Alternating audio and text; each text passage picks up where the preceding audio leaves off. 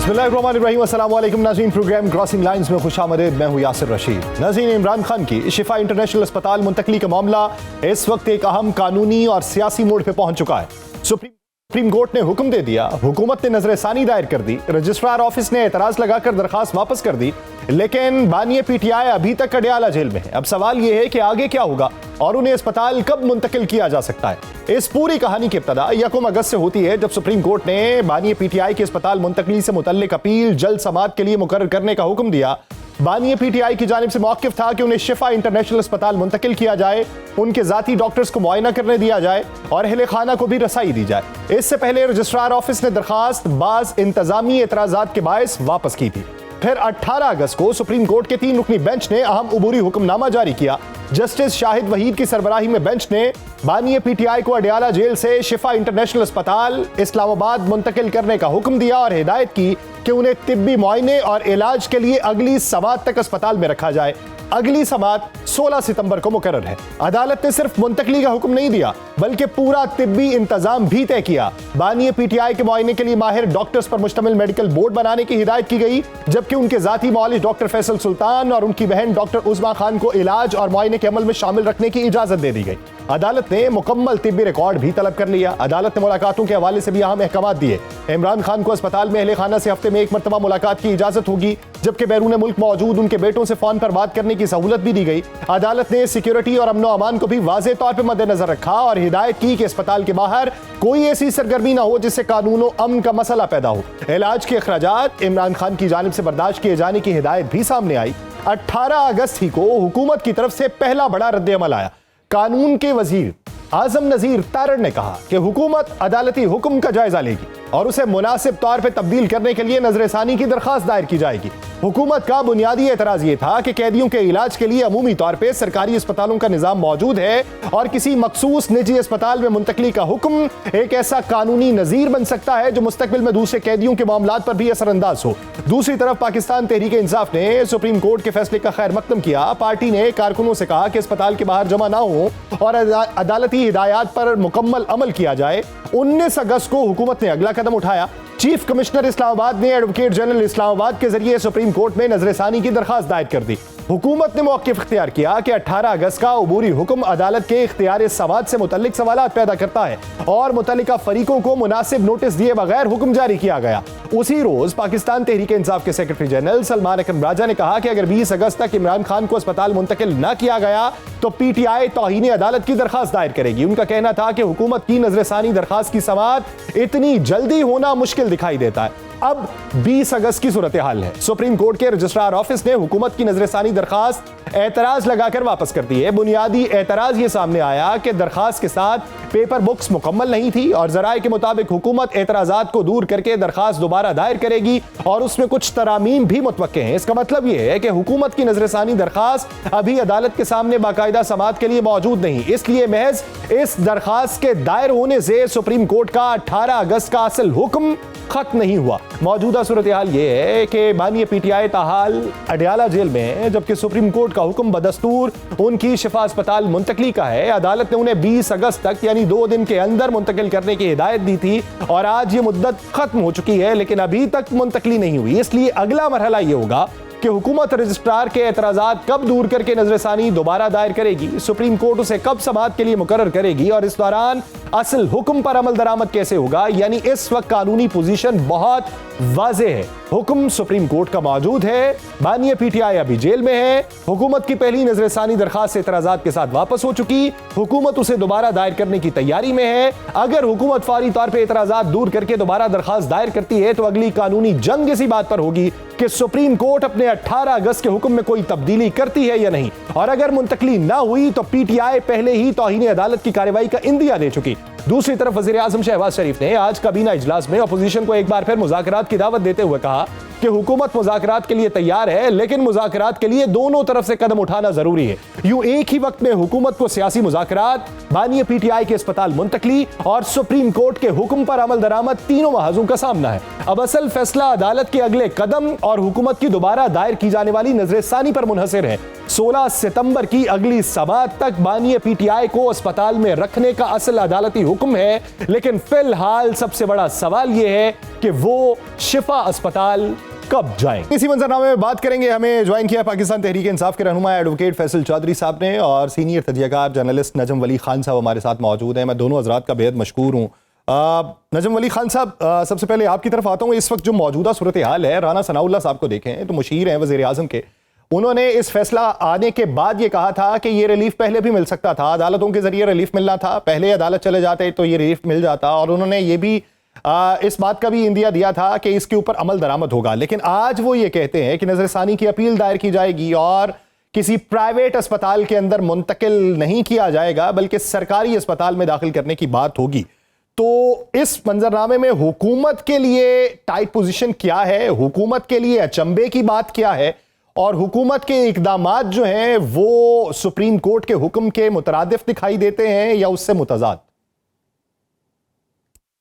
देखें, ये बात बार बार की जा रही है कि जो हुकूमत के वज़रा हैं उनके बयानात में कोई कंट्राडिक्शन है, जैसे कि राना सनाउल्लाह खान ने जो बात की या तारिक फजल चौधरी ने जो बात की, तो उसमें कोई तज़ाद मौजूद है। हुकूमत जो है फैसले पर अमल नहीं करना चाहती, लेकिन बुनियादी तौर पे इसमें थोड़ा सा एक फ़र्क मौजूद है। फ़र्क ये है कि हुकूमत फैसले पर अमल करना चाहती है। हुकूमत जो है बानी पीटीआई की आंख का इलाज भी उन्होंने करवाया, और इस वक्त भी जब हम मेडिकल रिपोर्ट को देखते हैं तो अल्हम्दुलिल्लाह सवाए ब्लड प्रेशर के, और वो भी 74 बरस की उम्र में, अगर एक ब्लड प्रेशर हाई हो जाता है तो कोई बहुत बड़ी बात नहीं है। उसके अलावा हमें कोई ऐसी चीज नजर नहीं आती कि बेचैनी है, दिल की धड़कन उनकी ठीक है, सारी चीजें ठीक हैं। तो ऐसे में हुकूमत अगर ये मौक़िफ़ इख्तियार करती है कि हम उन्हें किसी प्राइवेट हॉस्पिटल की बजाय गवर्नमेंट के हॉस्पिटल में, किसी सरकारी अस्पताल में ले जाना चाहते हैं, वहां पर जो सीनियर 3 प्रोफेसर हैं उनसे मुआयना करवाना चाहते हैं, तो ये कोई ऐसी कंट्राडिक्शन वाली बात नहीं है, क्योंकि बानी पीटीआई जो है इलाज उनका हक है। बल्कि आज तो मैं सुन रहा था कि कौमी असम्बली के अंदर तारिक फजल चौधरी ने यहां तक कहा कि हम उनको इलाज के लिए बैरून मुल्क भी भेज सकते हैं। तो फिर इसमें कंट्राडिक्शन ऐसी है कोई नहीं। लेकिन मसला यहां से पैदा हुआ कि जब बानी पीटीआई के हवाले से सुप्रीम कोर्ट ऑफ पाकिस्तान का हुक्म आया, तो उसके बाद एक बाकायदा मुहिम शुरू कर दी गई कि जैसे हुकूमत जा रही है और इमरान खान कहीं ऐवान वजीर आजम में वजीर आजम बनकर आ रहे हैं, वो कोई अल शिफा अस्पताल नहीं जा रहे। ये एक प्रोपेगेंडा मुहिम थी और इसके जरिए सियासी अदम इस्तेहकाम पैदा किया जाता है। अगर हुकूमत चीजें चलती रहती तो आपको पता है कि यहाँ पर हम जो है एक हमारी जो सोसाइटी है, हमारे जो मुआशरा है, हम साजिशी थ्योरियां जो हैं, वो साजिशी नजरियात, कॉन्स्पिरेसी थ्योरीज जो हैं, उनके ऊपर बहुत ज्यादा जाते हैं।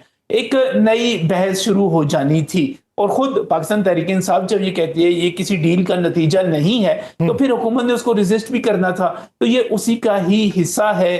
हुकूमत इसको रेजिस्ट करेगी, क्योंकि बहरहाल ये कोई तिब्बी मसला इस वक्त नहीं है, मेडिकल का इशू नहीं है, यानी ये सिर्फ मसला नहीं है, मेडिकल का इशू बहुत ज्यादा नहीं है, हो रही है, दोनों तरफ से सियासत इसके ऊपर हो रही है। मैं खान साहब आपकी तरफ आता हूं। फैसल चौधरी साहब, शुरू से लेके अब तक के बयानात देखें, एक प्रेस कॉन्फ्रेंस देखें जो अता तारड़ साहब की तरफ से हुई, और दूसरी तरफ बैरिस्टर अकील साहब का जो बयान था उसको देखा जाए। इब्तदाई तौर पे जो पाकिस्तान मुस्लिम लीग नून के रहनुमाओं के बयानात आए, और फिर आजम नज़ीर तारड़ साहब का मौक़िफ़ आया।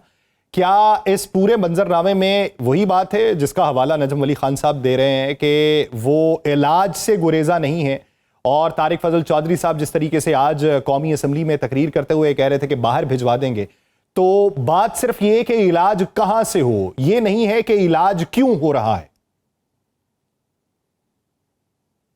देखिए सर, बात यह है कि जो ज़ाहिर हुकूमती वुज़रा के बयानात आ रहे हैं तवातुर के साथ पहले दिन जो आए, हम उनको भी जहन में रखें। बाकी तो राय है ना किसी की, उस राय से हर किसी का जो है मुत्तफिक होना ज़रूरी नहीं है। अगर पीटीआई ये कह रही है कि इस मामले पे सियासत नहीं होगी, और उनकी बहनों ने अपने कॉन्डक्ट से भी जाहिर किया, उन्होंने मीडिया पे कोई बात नहीं की, तो ये इल्ज़ाम लगाना कि सियासत हो रही है और प्रोपेगेंडा तो फिर खुद शुरू हुआ, यहाँ से भी शुरू हुआ। तो ऐसी तो इमरान खान साहब की सेहत का मामला है और बड़ा सीरियस मामला है। ये जजेस ने इनके गवर्नमेंट के डॉक्टर्स की दी हुई रिपोर्ट पे को कंसीडर करते हुए एक ऑर्डर किया है। उस ऑर्डर पे इम्प्लीमेंट होना जरूरी है, और गवर्नमेंट उसको रेजिस्ट नहीं कर सकती है। उसकी वजह ये है कि एक तो कंटेम्प्ट ऑफ कोर्ट की पावर्स सुप्रीम कोर्ट के पास अभी हैं, तो ये वो काजी फाइल साहब वाली कोर्ट्स को तो ना समझें। अगर ये नहीं अमल दरामद होगा तो इसके कॉन्सिक्वेंसेस होंगे और वो फिर भुगतने पड़ेंगे। ये नहीं होगा कि आप ऑर्डर पे अमल ना करें और अपनी मर्जी करें, ये शायद मजीद इस हुकूमत के लिए मुमकिन नहीं है। उसके साथ साथ ये कहना, देखिए बहुत सारी चीजें ऐसी होती हैं सर जो कि हालात जो है ना वो सियासत को गाइड करते हैं, वो सियासत के धारे को वो तय करते हैं। सियासत कभी हालात पैदा नहीं करती, ये एक फंडामेंटल है। तो इस वक्त के जो हालात है, हुकूमत जो को असेंबली के अंदर पीपल्स पार्टी और मुतहदा पोजीशन की सूरत में टफ टाइम मिलेगा और वो एक मामला जो है उनको वहां पे भी फेस करना पड़ेगा। आज की लेजिस्लेशन क्योंकि वो एक स्पेसिफिक पर्पस के लिए थी तो उस पर वो साथ दिया गया है। ये लग्जरी अब हुकूमत को अवेलेबल नहीं है। जहां तक इमरान खान साहब की शिफ्टिंग की बात है तो अल-शफा में ही शिफ्ट होना है। किसी के पास ये इख्तियार नहीं है कि वो उसको उसमें मर्जी से जो कर ले। सियासी तौर पे अगर हम बात करें तो अगर पिम्स में भी इमरान खान साहब को गवर्नमेंट का जो इस्तदलाल है वो बिल्कुल बेसलेस है। यानी अगर आप पिम्स में भी शिफ्ट करेंगे तो पहली बात तो सवाल यह है कि आपने 1 साल क्यों शिफ्ट नहीं किया, आपने क्यों इंतजार किया कि उनकी सेहत डिटीरियरेट हो, और क्यों उनकी आंख का जो है वो इलाज बर वक्त नहीं किया गया, उनके दूसरी मामलात का। जब उम्र ज्यादा हो जाती है और ब्लड प्रेशर तब हो तो ये खतरनाक बात होती है। उसकी भी अगर आप अवाइल उम्र में हो तो एक अलग बात है। इमरान खान सब सुपर फिट हैं, इसमें कोई शक की बात नहीं, लेकिन 74 ईयर्स ओल्ड और किसी की सेहत पे सियासत होना ये नामुनासिब बात है। तो सर प्राइवेट अस्पताल से इलाज के ऊपर हुकूमत को तहफुजात क्या है? माजी की प्रैक्टिसेस तो मौजूद रही हैं। आसिफ अली जरदारी साहब भी डॉक्टर ज़ियाउद्दीन अस्पताल के अंदर मौजूद रहे हैं, उनके ज़ाती मौलिज उनका इलाज करते रहे हैं। और भी कुछ सियासी रहनुमा हैं जो इस वक्त बड़े ओहदों के ऊपर फाइज हैं, वो भी खान साहब थे, मियां साहब खुद थे। तो नजम साहब, इस वक्त आप क्या समझते हैं कि क्या ऐसी चीजें हैं जो सरकारी अस्पताल में नहीं हो सकती, यानी हुकूमत को जिनसे खतरात हैं वो सरकारी अस्पताल में नहीं होंगी और वो प्राइवेट में हो रही होंगी? देखिए मेरे ख्याल में फैसल चौधरी साहब की बात से मुकम्मल इत्तेफाक करता हूं कि असल चीज़ जो है वो इमरान खान की सेहत होनी चाहिए। इस पर सियासत, इस पे अना, इस पे बयानबाजी, इस पे एक दूसरे के साथ मुकाबला ये नहीं होना चाहिए। बुनियादी चीज़ ये है कि वाकई आप ये समझते हैं कि इमरान खान की सेहत ऐसी है कि उनको अस्पताल ले जाना चाहिए तो फिर इनको हॉस्पिटल लेकर जाना चाहिए, और ये उनके लिए ज़्यादा अहम है जिनके वो ज़्यादा प्यारे हैं, जिनके वो लीडर हैं, जिनके वो रिश्तेदार हैं, जिनको जो इसके लिए ज़्यादा कंसर्न्ड हैं, उनके और उनको होना भी चाहिए। वो उनके कायद हैं, उनके रहनुमा हैं, उनसे मोहब्बत करते हैं। वो उनको ये छोटी-छोटी बातों को इशू नहीं बनाना चाहिए कि ये हमने तो जनाब अल-शफा हॉस्पिटल ही लेके जाना है, अगर नहीं तो फिर जो मर्जी हो जाए खान साहब के साथ होता रहे। हमें देखें, जब आप इस जिद पे आ जाएंगे, इस अड़ियलपन पे आ जाएंगे तो फिर इससे यही शुबहत पैदा होंगी ना कि आप, असल मसला ये कि आप सियासत कर रहे हैं। जी फैसल चौधरी साहब, आप कुछ कह रहे हैं? पहली बात फैसल भाई, दूसरी बात ये है कि जब फैसल भाई दूसरा प्रोपेगेंडा, सर कोर्ट देखिए, कोर्ट के ऊपर कोई तहफुजात थे तो उस पर नजरसानी की अपील दायर की गई ना। आर्टिकल 25 का हवाला उसी में दिया गया ना कि तमाम के लिए वो यकसा होना चाहिए। और दूसरी बात है कि वो क्या उनको वो ऐसी बीमारी मेडिकल बोर्ड तयीन करेगा ना इसका कि उनको कैसी बीमारी है। इससे पहले जो उनका सारे का सारा आया वो तो सिर्फ उनको ब्लड प्रेशर है। उनसे कहा गया कि अहलिया की मुलाकातें करवाई जाए, कहा गया कि उनको जो है चहलकदमी का मौका दिया जाए, वो थोड़े से रिलैक्स हो जाए, बेचैनी है। तो भाई 74 बरस की उम्र में एक बंदा जो जेल में है उसको ब्लड प्रेशर तो हाई होगा। और मैं तो आपको मुबारकबाद देता हूं कि खान साहब को अल्हम्दुलिल्लाह कोई दिल का अर्जा नहीं है, कोई शुगर नहीं है, कोई आप ये समझेंगे जो जेल में बहुत सारे अमराज हो जाते हैं उनमें से नहीं है, तो अल्लाह का शुक्र अदा करना चाहिए। इसका मतलब यह है कि वो 3 साल से अगर जेल में है तो उनकी केयर की जा रही है, उनकी खुराक अच्छी है, उनका माहौल अच्छा है, उनको बेहतर तरीके से रखा जा रहा है। देखिए साथ ही मैंने इसके साथ एक और बात की थी, वो ये थी कि जब ये प्रोपेगेंडा, इसको सियासी प्रोपेगेंडा शुरू हो जाएगा कि इसके नतीजे में इमरान खान जो हैं वो ईवान वजीर आजम में आ रहे हैं, हुकूमत जा रही है, तो फिर जाहिर है हुकूमत रेजिस्ट करेगी। पॉलिटिकल जो यहाँ पर प्रोपेगेंडा होगा उसका जवाब तो फिर रेजिस्ट करके ही आएगा ना। ये तो नहीं होगा कि आपको इजाजत दे दी जाए कि आप जो बयानियां मनाना चाहते हैं इस सेहत के ऊपर खेल कर जो उस पर सियासत करना चाहते हैं वो करते रहें। तो मेरा तो ख्याल यही है कि अगर मेरा कोई अजीज, मेरा कोई प्यारा हो तो मैं तो उसकी सेहत को प्रेफर करूंगा। मैं उसके क्या ऊपर सियासी कहेंगे बयानी फैसल पर नहीं चौधरी साहब, जाऊंगा। क्या कहेंगे इसके इस नतीजे में हमने फैसले के हुकूमत को आने खत्म के कर दिया। बाद जो पाकिस्तान तहरीक इंसाफ के रहनुमाओं का रिएक्शन था फौरी तौर पे और सोशल मीडिया पे ये तासर मिलने लगा कि अडयाला से शिफा अस्पताल और वापसी अडयाला नहीं बल्कि बनी गाला और वहां से सियासत का दोबारा से आगाज। तो इस तरह की जो एक सोशल मीडिया कैंपेन चली है और उसके ऊपर सर ये तासुर ये था कि तासुर ये था कि साड़ी गल हो गई है, हमारी बात हो गई है, काम हो गया है, ये तासुर था। जी फैसल चौधरी साहब, सर क्या कमेंट करेंगे इस पर?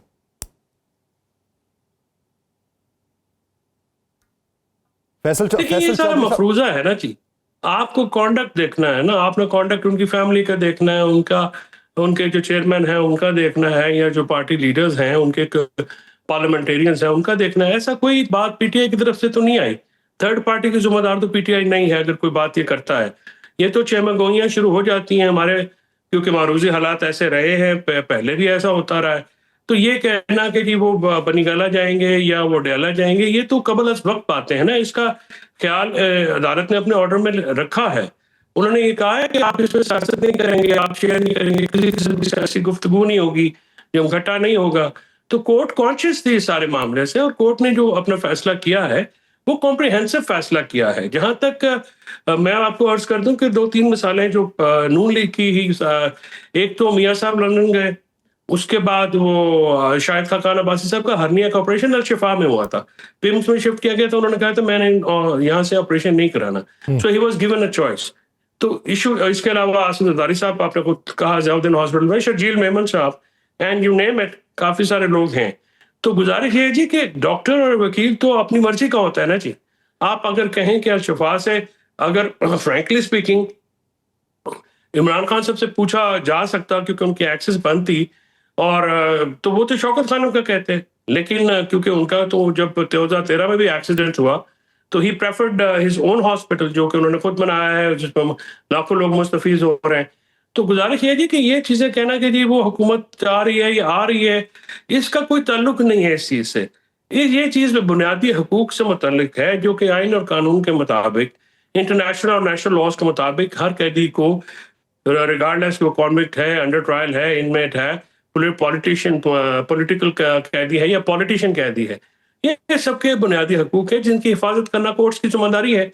और कोर्ट ने बतरीके एहसन जो है वो अपनी जिम्मेदारी पूरी की है। और स्पेशली आप डिसोन नहीं कर सकती हुकूमत अपने ही डॉक्टर्स का। जहां तक बोर्ड का तयन की बात है, जो मेरी रीडिंग है इस फैसले की कि वो तो ये है कि बोर्ड ने लिख के रिपोर्ट, मेडिकल रिपोर्ट दे दी। वही बोर्ड था जिसकी नोटिफाई किया फेडरल गवर्नमेंट ने उनको इमरान खान साहब के इलाज के लिए। वहां पे तो कोई प्राइवेट मॉलेज जो है उनका शामिल नहीं था। तो ये जो सारी इनपुट आई है ये तो उनकी तरफ से आई है, गवर्नमेंट की तरफ से। अब गवर्नमेंट कैसे उसको जो है वो कह सकती है कि जी हम अपने डॉक्टर्स पे एतबार नहीं करते। और जहां तक रिव्यू का ताल्लुक है, रिव्यू जो है चीफ कमिश्नर इस्लामाबाद की तरफ से दाखिल किया, वो तो स्ट्रेंजर है प्रोसीडिंग से, ना वो तो पार्टी नहीं है, ना उनकी कस्टडी में इमरान खान साहब है, ना उनकी ज़ेर तसल्लुत है। वो जहां पे जेल इंतजामिया के अंडर है और को वो जुडिशियल कस्टडी उसको हम कहते हैं, कोर्ट ने जब कॉन्विक्ट दिया है, इमरान खान साहब ना सस्पेंशन मांग रहे हैं, ना वो मुल्क से बाहर जाना मांग रहे हैं, वो अपने इलाज चाह रहे हैं। और इसके साथ बुशरा बीबी की जो सेहत है वो भी ठीक नहीं है, वो भी काफी दगरगू है। तो शायद उनको भी शिफ्ट करना पड़ेगा बाद में। तो हॉस्पिटल में इलाज हो जाएगा, उसके बाद जो भी रिकमेंडेशन होगी, जो भी सिलसिला होगा वो सबके सामने आ जाएगा। अब कोई चीज हो सकती है, कानून उस पे इस तरह से मफरूजों पे नहीं चलता, कानून मफरूजों पे नहीं चल सकते। नजम अली खान साहब ये अभी उस पे वो चलते हैं। फैसल चौधरी साहब ने बुशरा बीबी का भी हवाला दिया कि उनकी तबीयत भी खराब है, तो आप उस पर मुस्कुराए सर। ये मेरे ख्याल से जो तासुर है आने वाले दिनों के अंदर, आपकी मुस्कुराहट उसकी तायीद करती हुई दिखाई देती है सर। मुझे तो वैसे ही फैसल चौधरी भाई हैं, उनकी बातें सुनकर खुशी होती है। तो बंदे को जरूरी तो नहीं होता कि हर वक्त जो है माथे पे तेवरियां चढ़ाकर गालियां देते हुए और लड़ते हुए ही बात करनी चाहिए। हमें एक दूसरे से मुस्कुरा के बात करनी चाहिए। सियासी इख्तलाफ एक दूसरे से हो सकता है, राय का इख्तलाफ हो सकता है, हमें इसको जाती दुश्मनी बना के तो बात नहीं करनी चाहिए। और जहां तक बुशरा बीबी का ताल्लुक है तो मेडिकल बोर्ड उसका भी तयन कर दे और बता दें, इससे पहले तो कहा गया था कि बुशरा बीबी को जहर दिया जा रहा है, उनको हार्पिक के कतरे दिए जा रहे हैं। बाद में पता चला कि उन्होंने कुछ ऐसी चीज खा ली थी कि एसिडिटी हो गई थी। तो बढ़ा चढ़ा के भी अभी तक मुझे ये नहीं पता, और मैं उस मेडिकल बोर्ड की रिपोर्ट को भी पढ़ रहा हूँ, और इमरान खान साहब का हाई ब्लड प्रेशर के अलावा मुझे कोई चीज ऐसी नहीं नजर आ रही। और वो भी हाई ब्लड प्रेशर ऐसा नहीं है, आप 74 बरस की उम्र के हैं, आपका इतना हाई ब्लड प्रेशर हो गया। और दूसरा, फैसल भाई से मैंने ये कहना है कि ऐसी बात नहीं है।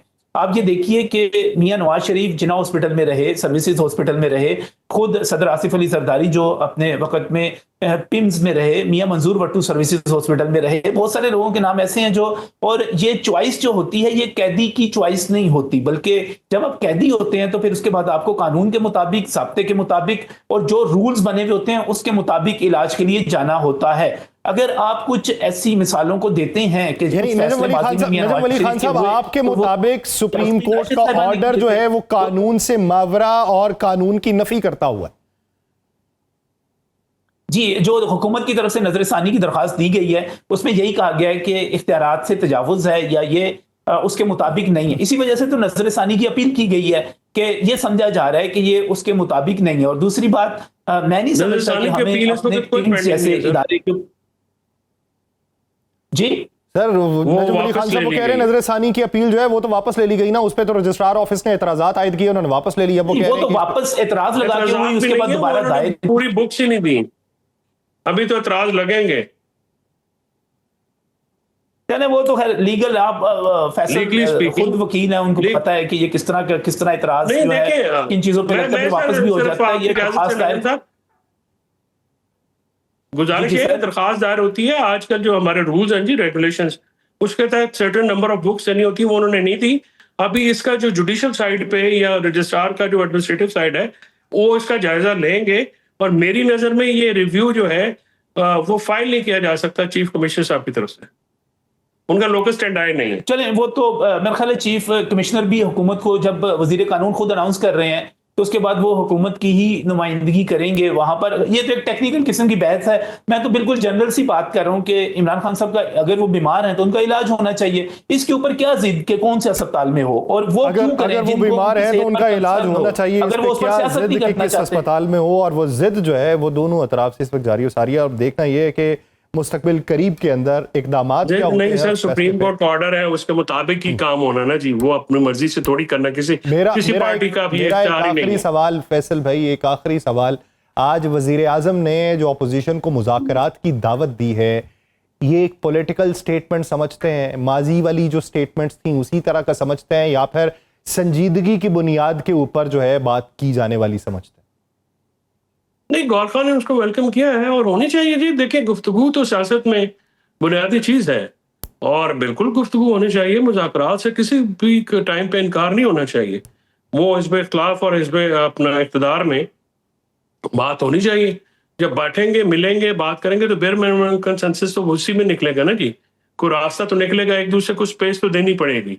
अगर पीटीआई जो है वो कहे कि बाकी जमातें उनको स्पेस नहीं देनी, तो ये भी कोई बात नहीं है। और अगर बाकी जमातें पीटीआई की सियासी हैसियत को तस्लीम ना करें तो ये भी कोई ऐसी बात नहीं है। यानी स्पेस दोनों अतराफ में दी जानी चाहिए। नजम अली खान साहब, आपका इसके ऊपर एक क्लोजिंग स्टेटमेंट जानना चाहता हूं कि मुस्तकबिल के अंदर ये टेबल पे गुफ्तगू शुनीद देख रहे हैं या सियासी लड़ाई मजीद बढ़ती देख रहे हैं?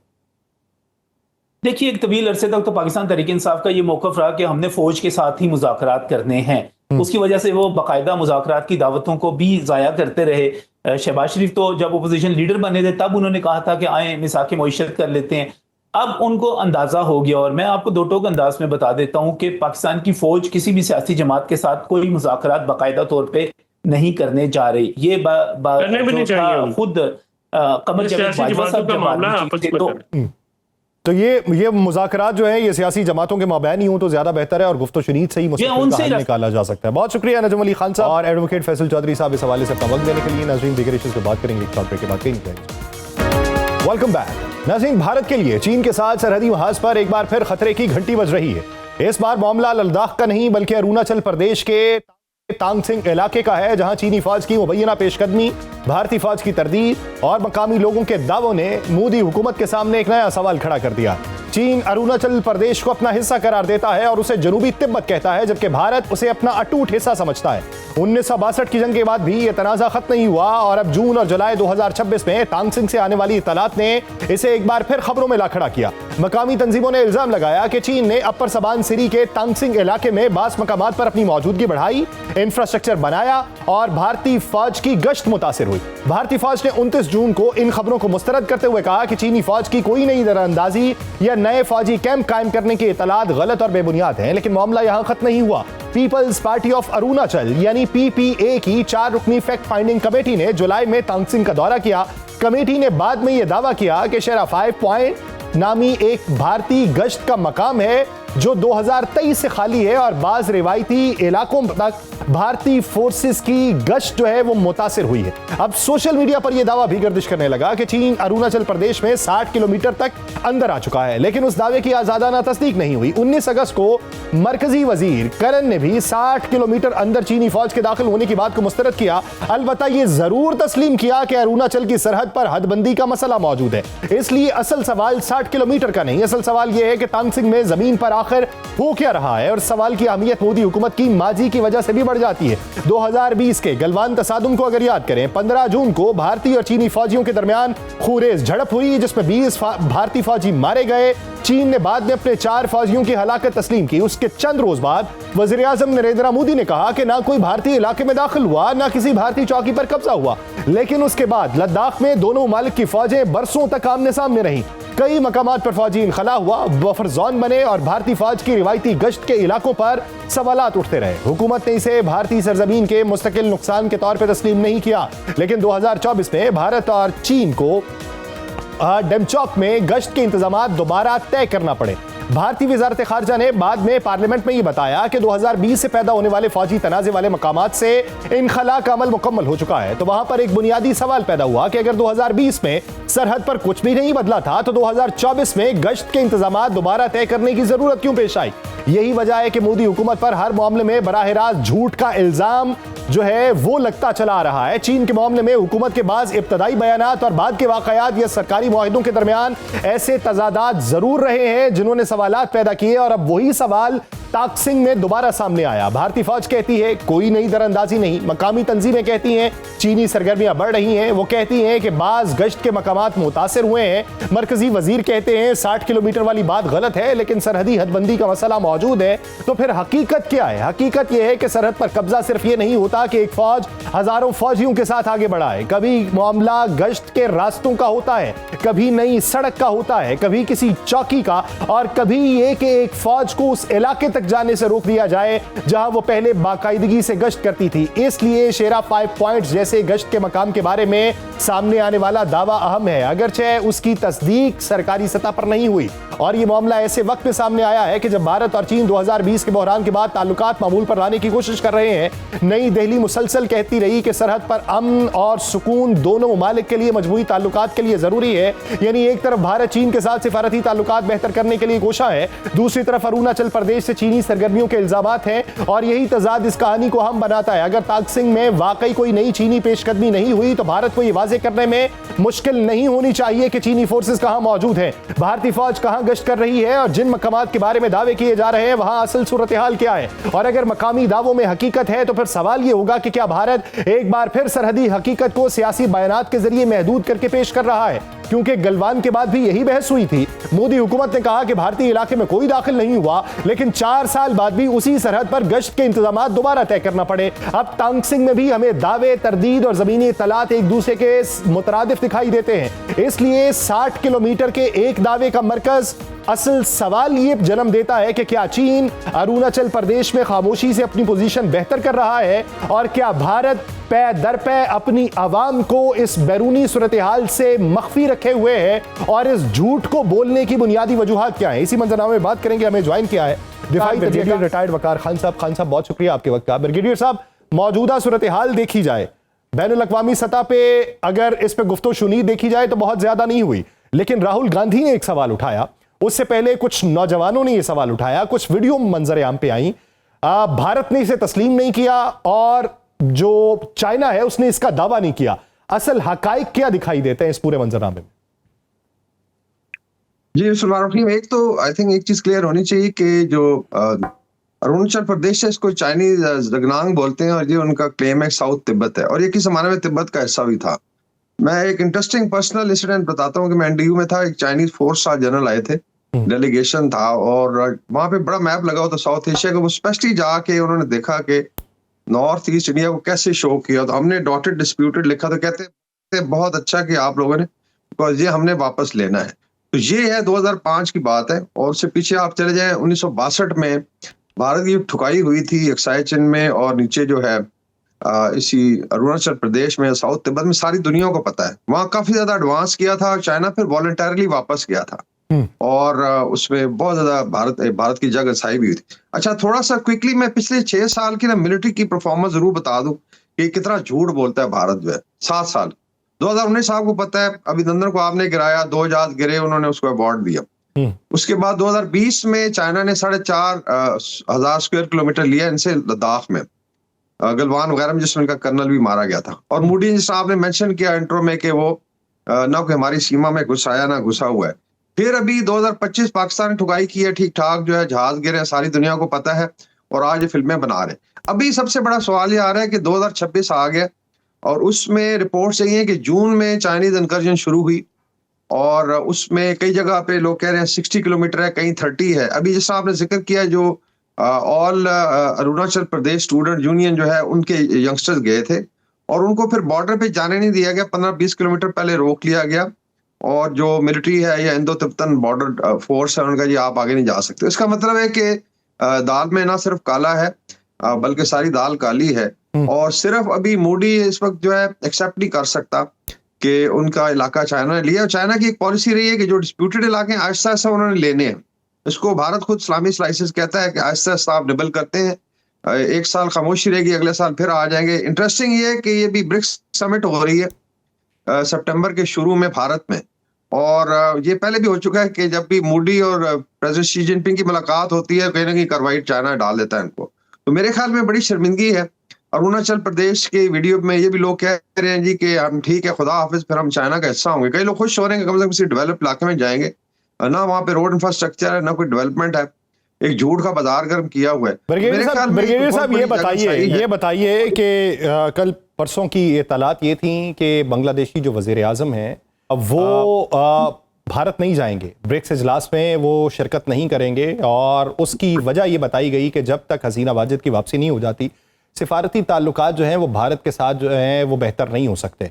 तो अब ऐसी सूरत हाल में अगर ये वाला मंजरनामा होता है और इसमें कशीदगी मजीद बढ़ती है, अंदरूनी तौर पे सवालात और होते हैं, और कांग्रेस इसको मजीद हवा देती है, तो क्या ये मुमकिनात में से है कि सदर शी जिनपिंग जो हैं वो भी भारत का दौरा मनसूख कर दें, और अगर वो करते हैं तो फिर इसके नताइज क्या होंगे? आई थिंक पॉसिबिलिटी है, लेकिन वही है, एक कमिटमेंट होती है। देखें, जब समिट होती है ब्रिक्स की, तो एक आप कह लें स्टैंडिंग प्रोसीजर है कि तमाम जो हेड्स ऑफ स्टेट है वो आते हैं। तो वो एक जिस तरह एससीओ की समिट हुई थी तो मोदी साहब भी गए थे। तो ये भी देखना है कि कहाँ तक जो है ना इस चीज को भारत जो कवर कर सकता है। So they are in a very difficult situation. Bangladesh पे मैं क्विकली बता दूं कि बांग्लादेश के प्राइम मिनिस्टर जो है वो इंशाल्लाह बिल्कुल कभी नहीं जाएंगे। इनकी बड़ी कोशिश है कि उनको ला के कोई टॉकिंग पॉइंट्स क्रिएट किए जाएं कि जी हमने दोबारा दोस्ती कर ली है। उनको अभी इनवाइट किया सऊदी प्रिंस जो MBS ने, और मोस्ट लाइकली वो सऊदी अरेबिया का दौरा करेंगे। और ये भी खबर है जो टर्किश मीडिया में यहाँ पे चल रही है कि शायद बांग्लादेश में बिकम पार्ट ऑफ, तो ये आई थिंक बहुत बड़ा झटका होगा, लेकिन अभी इस पे हम आई थिंक इसको कंफर्म नहीं कर सकते। बाकी नॉर्थ ईस्ट देखिए बांग्लादेश क्यों इम्पोर्टेंट है, बिकॉज ये इम्पैक्ट करता है अरुणाचल प्रदेश को भी, आसाम को भी, और जो बाकी 6 रियासतें हैं जिनको 7 सिस्टर्स कहते हैं, वहां पे जो आग लगी, मणिपुर है, मेघालय है, मिजोरम है।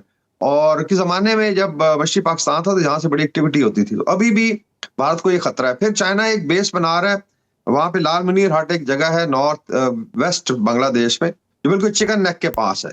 तो वहां से अगर लेट्स से चाइनीज या पाकिस्तानी मिलिट्री की प्रेजेंस होती है, इंटेलिजेंस की, भारत के लिए बड़े मुश्किलात है। ऊपर से फिर चाइना का प्रेशर है नॉर्थ से, तो इस लिहाज से जो है ना Arunachal Pradesh is very important.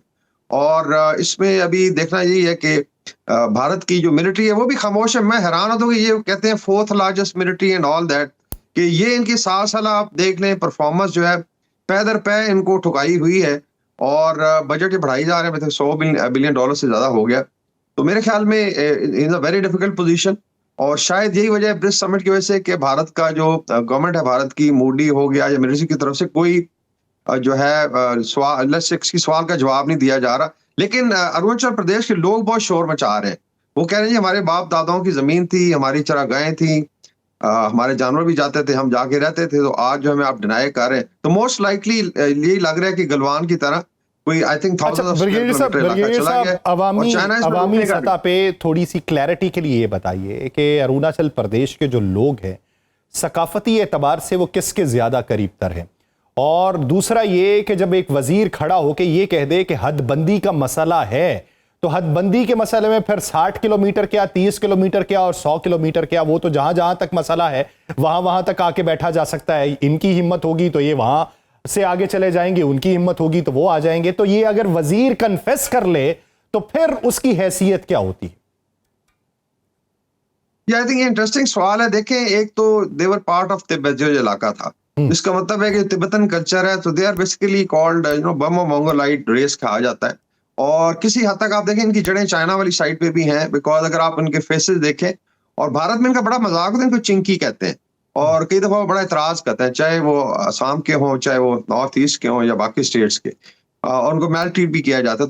तो कल्चरली अगर देखा जाए तो दे आर मोर ऐसे रिलेटेड टू तिब्बत। ठीक है, वहां पे हिंदुइज्म भी है, मुसलमान भी है, क्रिश्चियनिटी भी है, और काफी तादाद में है। लेकिन I think ultimately if you look at their cultural roots जो है वो तिब्बत में या चाइना में ज्यादा है। उनके फीचर्स देख लें, उनकी बाकी रसूमात देख लें, उनका रहना सहना देख लें, पहाड़ी लोग हैं। तो एक तो ये फैक्टर है। बाकी जो है इसमें आपने सब मेंशन किया है, जो किरण रिजिजू इनके मिनिस्टर हैं, उन्होंने, क्योंकि he comes from the same area, north east के हैं, तो उनको आगे किया गया जी कि आपको स्टेटमेंट दें। तो ये उनका कहना है जी कि डिमार्केशन का मसला है, तो फिर आई थिंक बहुत ज्यादा आई वुड से कि कमजोरी की अलामत है कि आपको, और ये कुछ 4000 या 3.5 से 4000 किलोमीटर लंबा बॉर्डर है जो अनमार्क्ड है। तो ये एक बहुत बड़ा चैलेंज है कि वहां पे चाइना जब चाहता है इनकर्जन कर लेता है, कब्जा कर लेता है, और आप कहते हैं ये परसेप्शन की लाइन है, हमारी अलग परसेप्शन है। सो बेसिकली जिस तरह जयशंकर ने कहा था ये मेरा दिमाग खराब है, मैं चाइना से पंगा लूं, तो देखें एसिमेट्रिक लड़ाई में इनकी जरूरत ही नहीं है कि चाइना को आंखें दिखाएं। ये सिर्फ पाकिस्तान ही है जो एसिमेट्रिकली कंपैरेटिवली स्मॉलर फोर्स हो गया, हम लड़ पड़ते हैं। हम तो नहीं फिर लेट्स से कोई उसके अंदर कोई भी ख्याल करते कि वो बड़ी फोर्स है। तो ये फर्क है एटीट्यूड्स का। ये बनिया है इसकी, जहां पे पता हो इसको बड़ी फोर्स है, तो वहां पे ये भीगी बिल्ली बन जाती है। मेरा एक आखिरी सवाल ब्रिगेडियर साहब, आप क्या समझते हैं कि कांग्रेस इस मामले को किस हद तक उठाएगी, किस हद तक पॉलिटिसाइज करेगी, और उसके नताइज क्या निकलेंगे? आई थिंक बड़ा अच्छी अपॉर्चुनिटी। देखें, अभी तो लग रहा था 2 साल पहले कि शायद मोदी इज अनस्टॉपेबल और आरएसएस बीजेपी को कोई रोक नहीं सकता, लेकिन आपने देखा है कि विद इन 1 ईयर बड़ा चेंज है, स्पेशली जब से ये कॉकरोच जनता पार्टी सामने आई यंगस्टर्स की।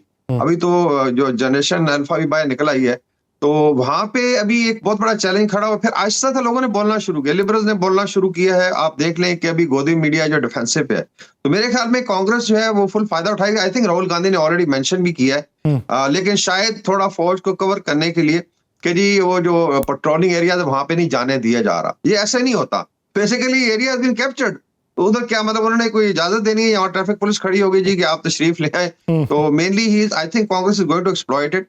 बाकी आरएसएस और बीजेपी की आदत है कि ये फिर उसको 62 से लिंक करेंगे जी कि नेहरू के टाइम पे हुआ था, तो ये आई थिंक मड स्लिंगिंग चलती रहेगी। But good for the I think reason के भारत को अपनी अंदर पड़ी रहे, और इस तरह की बेशुमार देखें, बेशुमार मसाइल हैं, बेशुमार internal let's say freedom movements हैं जो आहिस्ता आहिस्ता सामने आएंगी।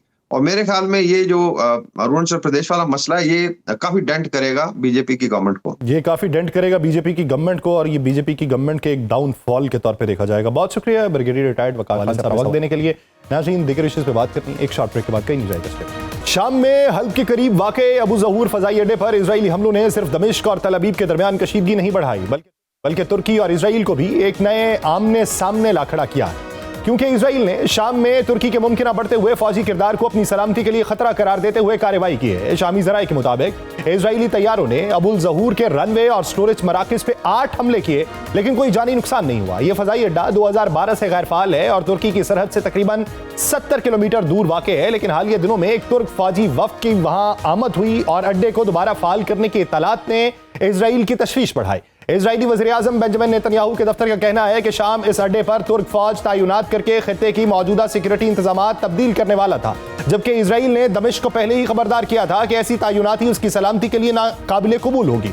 लेकिन यहां एक अहम इबहाम मौजूद है। तुर्की ने अबू ज़हूर में अपनी फौज की मुस्तकिल तैनाती की तस्दीक नहीं की, जबकि शामी वजीर खारजा असद अल शेबानी ने भी कहा कि अड्डे पर तुर्क फौजी मौजूदगी कायम करने का कोई मंसूबा नहीं था। उनके मुताबिक तुर्क हुक्काम का दौरा तरबियत और ताउन से मुतल्लिक था। इसके बावजूद इजराइल ने हमला कर दिया और अंकारा ने इसे शाम की खुद मुख्तारी और इलाकाई सालमियत की खिलाफ वर्जी करार देते हुए मुस्तरद कर दिया है। असल मसला यह है कि बशार अल असद हुकूमत के खात्मे के बाद शाम में तुर्की का किरदार तेजी से बढ़ा है। अंकारा नई शामी हुकूमत का अहम इत्तेहादी है, शामी फौज की तरबियत और रियासती इदारों की बहाली में मदद दे रहा है, जबकि इजराइल नई क़यादत और उसके माजी के मुसल्लह पस मंजर को अब तक शक की नजर से देखता है। यूं शाम अब सिर्फ इजराइल और नई शामी हुकूमत के दरमियान तनाज़े का मैदान नहीं रहा, बल्कि वहां तुर्की और इजराइल के मफादात भी बराह रास्त टकरा रहे हैं और इस कशीदगी में अमरीका का मौक़िफ़ भी गैर मामूली अहमियत इख्तियार कर चुका है। शाम के लिए अमरीकी खुसूसी एलची टॉम बाराक ने इजरायली हमले को गैर जरूरी इश्तियाल अंगेजी करार दिया और कहा कि वाशिंगटन इजराइल, तुर्की और शाम के दरमियान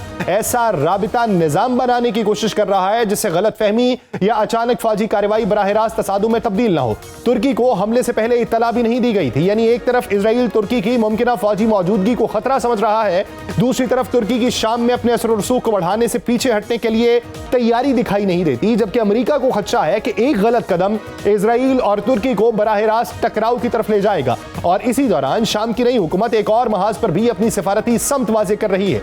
शाम के वजीर खारजा असद अल शेबानी 19 साल बाद पाकिस्तान के पहले आला सतह के शामी दौरे पर इस्लामाबाद पहुंचे हैं। बशार अल असद की हुकूमत के खात्मे के बाद किसी आला शामी उहदेदार का पाकिस्तान का पहला अहम दौरा भी है। अल शेबानी ने पाकिस्तानी नायब वजीर आजम और वजीर खारजा इसहाक डार से मुलाकात की, जहां दो तरफा ताल्लुकात और इलाकाई सूरत हाल पे बात हुई। और यह दौरा महज सिफारती सरगर्मी नहीं, क्योंकि शाम इस वक्त अपनी नई खारजा पॉलिसी तश्कील दे रहा है। तुर्की उसका अहम इलाकाई इत्तेहादी है, सऊदी अरब और दीगर अरब ममालिक से रवाबित बढ़ रहे हैं, पाकिस्तान के साथ आला सतह के राबिते बहाल हो रहे हैं, जबकि इजराइल इस पूरे बदलते हुए इलाकाई नक्शे को अपनी सिक्योरिटी के जाविये से देख रहा है। और यही वो मकाम है जहां अबू ज़हूर का हमला मजीद अहम होता है कि क्या इजराइल ने वाकई एक मुमकिना तुर्क फौजी तैनाती को रोकने के लिए हमला किया, या असल मकसद शाम में तुर्की के बढ़ते हुए असर और रसूख को महदूद करना है। अगर तुर्की शाम में अपनी फौजी मौजूदगी बढ़ाता है तो क्या इजराइल उसे बर्दाश्त करेगा? और अगर इजराइल दोबारा ऐसे किसी शामी मकाम को निशाना बनाता है जहां तुर्क मफादात मौजूद हो, तो क्या अंकारा खामोश रहेगा? क्योंकि इस वक्त शाम एक ऐसे मोड़ पर खड़ा है जहां नई हुकूमत को मुल्क की तामीर नौ, अपनी फौज की बहाली और आलमी ताल्लुकात बेहतर बनाने हैं, लेकिन उसी वक्त उसकी सरजमीन पर इजराइल अपनी सिक्योरिटी हुदूद मुतय्यन करना चाहता है, तुर्की अपना असर और रसूख बढ़ा रहा है और अमेरिका दोनों के दरमियान तसादुम रोकने की कोशिश कर रहा है। अबू ज़हूर पे होने वाले 8 हमले शायद एक गैर फाल फौजी फजाई अड्डे तक महदूद रहे हों, लेकिन उनके बाद असल सवाल यह है कि क्या शाम में अगली बड़ी कशीदगी दमिश्क और इजराइल के दरमियान होगी, या इजराइल और तुर्की के दरमियान ताकत का नया मुकाबला शुरू होने जा रहा है। और सारे मंजरनामे में पाकिस्तान के साथ शाम के नए रवाबित क्या किरदार अदा करेंगे, और यह सवाल अब पहले से भी कहीं ज्यादा इसी मंजरनामे में बात करेंगे। हमें ज्वाइन किया है जियो पॉलिटिकल एनालिस्ट मलिक अयूब सुंबुल साहब ने। मलिक साहब, बहुत शुक्रिया आपके वक्त का।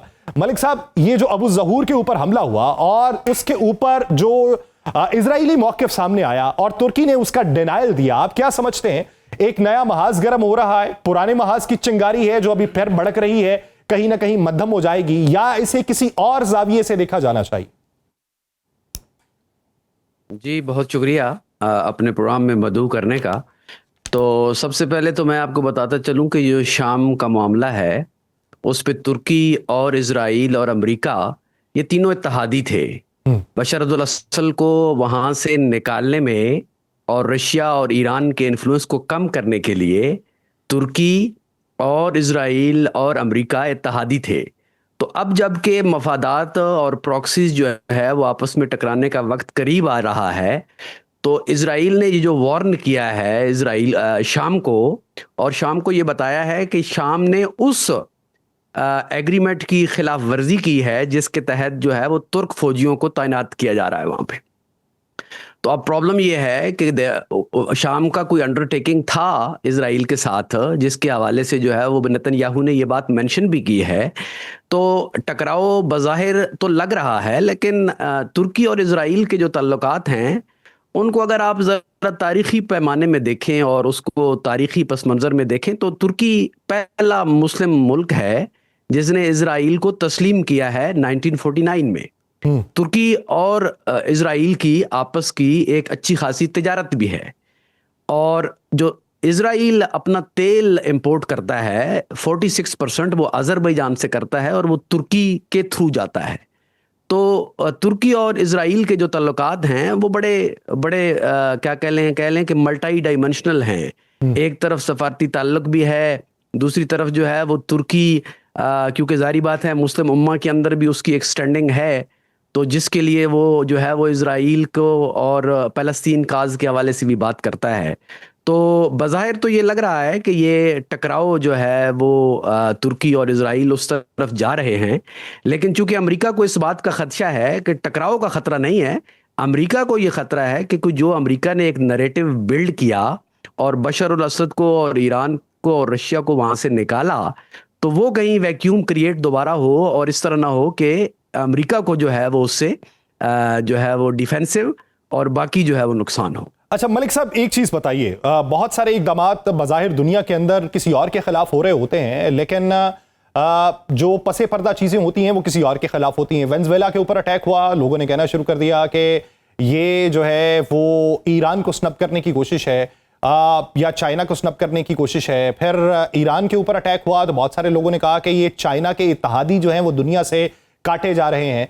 अभी अगर शाम के मामले को देखें और माजी करीब के बेंजामिन नेतन्याहू के, नफ्ताली बेनेट के या उनके इजराइल कार्टिस के बयानात को देखें तो वो तुर्की के खिलाफ थे, तुर्की पे हमलावर होने के बारे में थे, तुर्की को साइडलाइन करने के बारे में थे और तुर्की पे बड़ा अटैक करने के बारे में थे। तो अभी ये जो शाम वाले महाज को गर्म करके इजराइल बाकायदा तुर्की को पैगाम दे रहा है, ये महाज जल्दी खुलता हुआ दिखाई देता है या इस पे मुस्तकबिल करीब में अमेरिका का किरदार अदा होते हुए देख रहे हैं? नहीं, आपने बात की वेनेजुएला की, तो बाज़-औक़ात जो इंटरनेशनल डेवलपमेंट्स होती हैं उसके अंदर सबसे पहले तो ये है कि कोई पैगाम कुछ दिया जाता है और एक्शन कुछ होता है। तो वेनेजुएला का जो मामला था वो एक बड़ा लॉन्ग स्टैंडिंग जो था वो अमेरिका के लिए, क्योंकि अमेरिका मुसलसल वेनेजुएला को वार्न कर रहा था और जो निकोलस मदुरो था वो अमेरिका को किसी खातिर नहीं लेके आ रहा था, लेकिन असल जो मसला था वो तो तेल का था और वो अमेरिका ने वहाँ से निकालना शुरू कर दिया। जैसे ही उसने जो है वो मदुरो को वहाँ से किडनैपिंग उसकी की, उसके बाद वो शुरू कर दिया। तो जो आप जिस नुक्ते की तरफ जो है वो बात कर रहे हैं कि तुर्की और इजराइल का कोई डायरेक्ट कॉन्फ्लिक्ट, तो मुझे मुस्तकबिल करीब में ऐसा डायरेक्ट कॉन्फ्लिक्ट कोई नज़र नहीं आ रहा, क्योंकि तुर्की और इजराइल की जो हिस्टोरिकल पर्सपेक्टिव हैं, इनके जो बहुत सारी चीज़ें हैं वो they are very much align. वो बैकडोर चैनल उनकी डिप्लोमेसी चलती है, बज़ाहिर जो है वो उनकी बहुत सारी चीज़ें जो हैं वो उस तरीके से नहीं है जिस तरीके से मीडिया के अंदर पोर्ट्रे की जाती हैं। बज़ाहिर जो है वो टर्की इजराइल रेटरिक को इस्तेमाल करता है और बहुत हाई लेवल पे इस्तेमाल करता है, लेकिन जो उनके मफादात हैं वो काफ़ी हद तक जो है वो आपस में ममासलत रखते हैं। तो लेकिन जो शाम का जो मसला है वो उसमें जो वैक्यूम है, ज़्यादा परेशानी उसकी है कि वो वैक्यूम ऐसा ना हो कि दोबारा जो है जो मौजूदा करंट गवर्नमेंट है वहाँ पे, जो कि जो है वो अमेरिका की मर्ज़ी से लाई गई, वो टॉपल डाउन ना हो जाए। और उसके लिए जो है वो उसको बचाने के लिए जो है वो अमेरिका अपने इत्तेहादियों के लिए भी मदद मांगेगा और तमाम बाकी लोगों से भी जो है वो उस हवाले से यकीनी तौर के ऊपर अमेरिका एक्सपेक्ट करेगा ताकि मौजूदा सेटअप है असद जो मौजूदा अहमद अल शारा का, उसको जो है वो डिरेल ना हो। अच्छा मलिक साहब, एक चीज और बताइए, इजराइल की इस वक्त कैपेसिटी क्या इतनी है कि वो इतने नए फ्रंट खोल सके? अगर ईरान वाला फ्रंट देखें तो अभी क्लोज नहीं हुआ। ये एक अलग बात कि ईरान ने 2 महीनों में इजराइल पे कितने हमले किए या इजराइल ने ईरान पे कितने किए, अभी फ्रंट तो मौजूद है। दूसरी अगर चीज देखी जाए, लबनान वाला महाज भी अभी खुला हुआ है, गजा का महाज भी अभी खुला हुआ है, और इस सूरत में वो शाम का महाज भी खोल लेता है, तो इतने महाज खोलने पे दिफाई एतबार पे उसकी कैपेसिटी क्या है? और ये महाज का खोले जाना अगले इलेक्शन में बेंजामिन नेतन्याहू को फवायद देगा या नुकसान? बहुत अहम सवाल आपने किया है। इस टाइम पे सूरत हाल ये है कि बेंजामिन नेतन्याहू ने अमेरिका को बहुत बुरा फंसवा दिया ईरान के अंदर। और डोनाल्ड ट्रंप जो है वो अपना मिड टर्म हारता हुआ देख रहा है।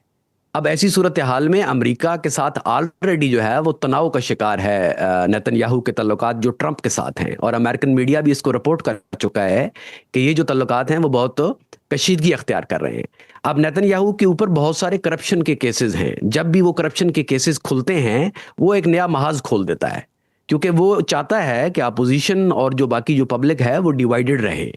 तो इसमें कोई जिसे कहते हैं दो राय नहीं है कि अगर उसको अपना इलेक्शन हारता हुआ नजर आ रहा है और उसको चाहिए, और उसका जब भी इलेक्शन करप्शन ट्रायल खुलता है जिसमें उसकी बेगम भी इन्वॉल्व है करप्शन में, तो वो एक नया महाज खोल देता है। तो इसमें कोई शक नहीं कि उन चीज़ों से वो जो तवज्जो है उसको डाइवर्ट करने के लिए एक नया महाज खोल दे। और जिसके लिए उन्होंने जो है वो आज जो ये जो 8 स्ट्राइक्स की, जिसमें बज़ाहिर तो कोई कैजुअलिटी नहीं है, लेकिन ये एक बड़ा मतलब इस सीरियन जो सॉवरेंटी और उसकी टेरिटरी है और एक इंटरनेशनल लॉ जिसको इजराइल कभी नहीं मानता, उसकी एक बहुत बड़ी वायलेशन है। तो इसमें कोई शक नहीं कि इजराइल एक नया महाज खोलने के लिए पल तोड़ रहा है, बल्कि नेतन्याहू। अच्छा मलिक साहब, मेरा एक आखिरी सवाल, जो शबानी साहब का दौरा है पाकिस्तान है, 19 साल बाद ये किसी भी शामी ओहदेदार का दौरा है पाकिस्तान के अंदर, और अगर इसे देखा जाए हालिया मंजरनामे में तो इसको जोड़ के देखा जाना चाहिए। बहुत सारी आरा ये भी हैं कि मक्का मुआहिदे के अंदर जो है वो शाम की शमूलियत भी हो सकती है, इससे लिंक करके देखा जाना चाहिए, या ये दौरा पहले से स्केजुअल था और इसके मकासद उससे जुड़े हुए नहीं हैं, इसके मकासद कुछ और है? देखिए, दौरा तो इंतहाई अहम है और काफ़ी अरसे के बाद इजराइल सीरिया के किसी भी फॉरेन मिनिस्टर का पाकिस्तान में दौरा इंतहाई अहम है। लेकिन इसको आप 2 पैराहों में देख सकते हैं। इसका एक कनेक्शन इससे हो सकता है, लेकिन मैं नहीं समझता कि इसका कोई इमीडिएट डायरेक्ट कनेक्शन इसके साथ होगा। लेकिन एज़ फार एज़ जो शाम की मौजूदा पोजीशन है, क्योंकि सऊदी अरेबिया का भी शाम के अंदर बहुत ज़्यादा इंटरेस्ट है, और इस टाइम पे जो करंट गवर्नमेंट है अहमद अशारा की, उसको एक बहुत बड़ी एक्नॉलेजमेंट है मोहम्मद बिन सलमान की तरफ से। तो यकीनी तौर पे जो इस ब्लॉक के अंदर जो है वो शाम का शामिल होना जो है वो मीनिंगफुल है और इस बात की तरफ इशारा भी करता है। लेकिन शाम के अलावा बहुत सारे ऐसे ममालिक हैं जिनके बारे में ये बात की जा रही है, और जो इस बात पे इंटरेस्टेड हैं कि वो इस अलायंस का हिस्सा बन सकते हैं। शाम के अलावा भी और बहुत से ममालिक हैं जो इस अलायंस का हिस्सा बन सकते हैं, क्योंकि खित्ते के अंदर सिक्योरिटी तरजीहात जो हैं वो तेजी के साथ तब्दील हो रही हैं, हर एक के अपने मफादात हैं और उसी को मद्देनजर रखते हुए अपने इत्तेहादी जो है मजबूत किए जा रहे हैं। बहुत शुक्रिया मलिक अयूब सुंबुल साहब इस हवाले से अपना वक्त देने के लिए। प्रोग्राम का वक्त खत्म हुआ चाहता है, मुझे दीजिए इजाजत। आपसे मुलाकात होगी पीर के रोज। अपना बहुत सा ख्याल रखिएगा। अल्लाह ने